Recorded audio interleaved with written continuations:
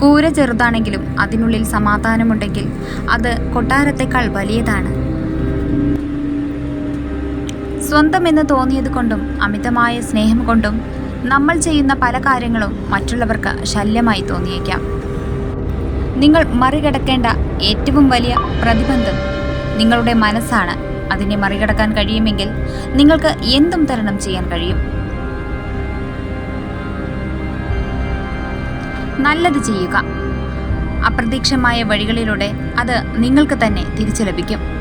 ജീവിതമെന്നാൽ എപ്പോഴും കയറ്റങ്ങളും ഇറക്കങ്ങളുമുള്ളതാണ്. അതിനാൽ താഴെ നിൽക്കുമ്പോൾ നിങ്ങൾ എന്തിനാണ് വിഷമിക്കുന്നത്? വരാൻ പോകുന്നത് ഉയർച്ച തന്നെയാണ്. നിങ്ങളുടെ 100 നന്മകൾ മറക്കാൻ നിങ്ങളുടെ ഒരു തെറ്റു മാത്രം മതി മറ്റുള്ളവർക്ക്. അതിനാൽ നിങ്ങൾ ചെയ്യുന്ന ഓരോ കാര്യങ്ങളും സൂക്ഷിച്ചു വയ്ക്കുക. തളർന്നു പോവാനും തോറ്റുപോവാനും ഒരുപാട് കാരണങ്ങളുണ്ടാകും. പക്ഷേ ജയിക്കാൻ ഒരൊറ്റ കാരണമേ ഉള്ളൂ. ജയിക്കണമെന്ന നമ്മുടെ ഉറച്ച തീരുമാനം. ഭയം അവസാനിക്കുന്നിടത്ത് ജീവിതം തുടങ്ങുന്നു. ഒരൊറ്റ നിമിഷം കൊണ്ട് നമ്മളെ സന്തോഷിപ്പിക്കുവാനും സങ്കടപ്പെടുത്തുവാനും കഴിയുന്നത് നമ്മളുടെ തീരുമാനങ്ങൾക്കാണ്. ചെയ്യാൻ കഴിയില്ല എന്ന് തോന്നുന്ന കാര്യങ്ങൾ ചെയ്യുമ്പോഴാണ് ജീവിതത്തിൽ വഴിത്തിരിവുകൾ ഉണ്ടാകുന്നത്. ജീവിതം ആരുടെ മുൻപിലും തോൽക്കാനുള്ളതല്ല, മറ്റൊരാൾക്ക് വേണ്ടി കളയാനുള്ളതുമല്ല. ജീവിതം ഒന്നേയുള്ളൂ. അതിനെ സുന്ദരമാക്കാൻ വേണ്ടി ശ്രമിക്കുക. ജയിക്കുക നിങ്ങൾക്ക് വേണ്ടി. നല്ലതിനെ സ്വീകരിക്കുക, മോശമായതിനെ ഉപേക്ഷിക്കുക. അത് ചിന്തയോ പ്രവൃത്തിയോ മനുഷ്യനോ ആയിക്കൊള്ളട്ടെ.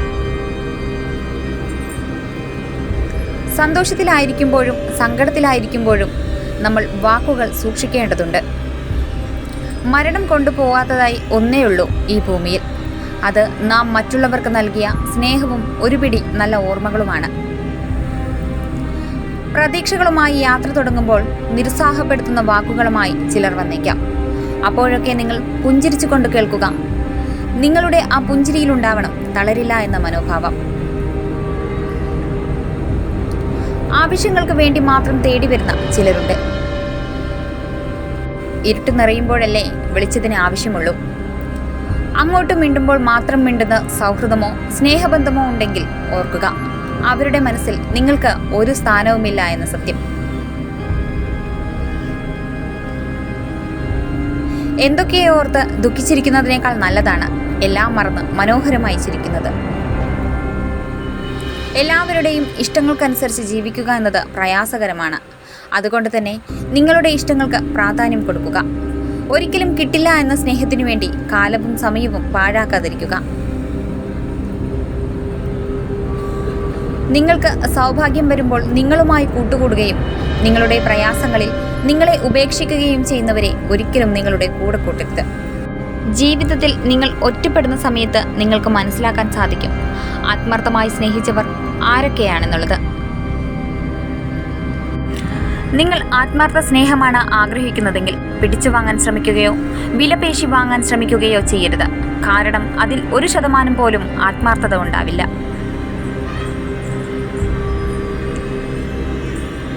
Thank you for watching. Please support and subscribe.